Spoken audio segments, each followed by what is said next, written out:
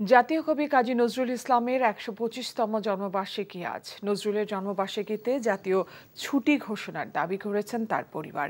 একই সঙ্গে নজরুলের কাব্য, প্রবন্ধ এবং সৃষ্টিশীল সব কাজ আন্তর্জাতিক পরিমণ্ডলে তুলে ধরার জন্য সরকারিভাবে বিভিন্ন ভাষায় অনুবাদ করার অনুরোধ করেছেন তারা।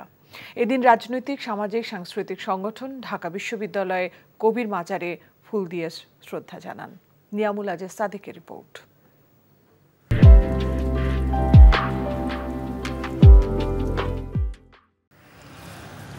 দ্রোহ, প্রেম, অসাম্প্রদায়িক চেতনার কবি কাজী নজরুল ইসলামের জন্মবার্ষিকীতে কবির সমাধিতে ফুলেল শ্রদ্ধায় ভালোবাসা জানান সামাজিক, সাংস্কৃতিক সংগঠন, নজরুল সঙ্গীত শিল্পী ও গবেষকরা।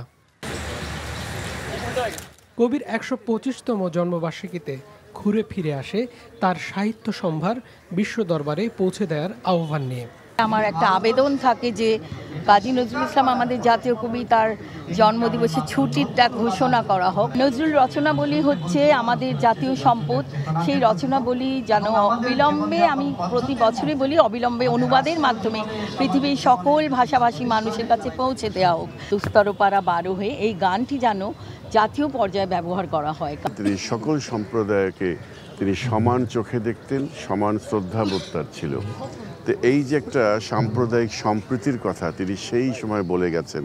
আমরা জানি যে এই সময়ে এসে আমাদের মধ্যে যে হিংসা, বিদ্বেষ, এই বিষয়গুলো তিনি দেখলে তিনি আরো কষ্ট পেতেন। এই যুগেও কবির গান, কবিতা ও সাহিত্য প্রেরণার উৎস সাধারণের মনে। অসাম্প্রদায়িক চেতনার ভাবধারা ছড়িয়ে পড়ুক এমন প্রত্যাশা নজরুল গবেষক ও শিল্পীদের মনে।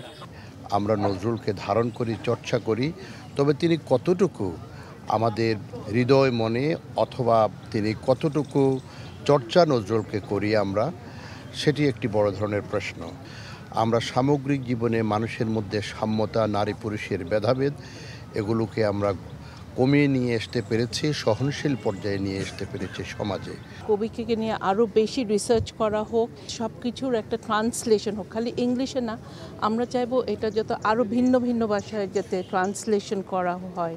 আওয়ামী লীগের সাধারণ সম্পাদক ওবায়দুল কাদের বলেন, কাজী নজরুল ইসলাম ছিলেন স্বাধীনতার প্রেরণা। স্বাধিকার সংগ্রাম,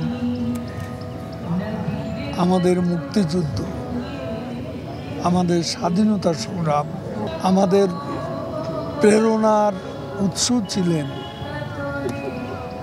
কবি নজরুল।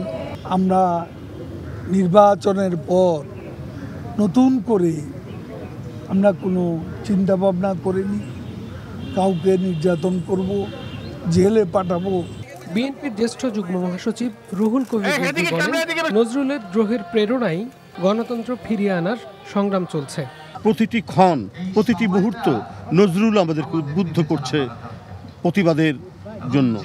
যে প্রতিবাদের ভাষা তিনি অত্যন্ত শৈল্পিক নৈপুণ্যে দিয়ে গেছেন, সেই প্রতিবাদের ভাষায় আমরা রপ্ত করে আমরা আজও গণতন্ত্র ফেরানো, মত প্রকাশের স্বাধীনতা ফেরানো, আমাদের সংবাদপত্রের স্বাধীনতা নিশ্চিত করা, এর জন্য যে আমাদের লড়াই, সেই লড়াই আমরা অব্যাহত রেখেছি। ঢাকা বিশ্ববিদ্যালয়ে সাংস্কৃতিক নানা সংগঠন দিনভর নানা আয়োজনের মধ্য দিয়ে দিনটি পালন করছে।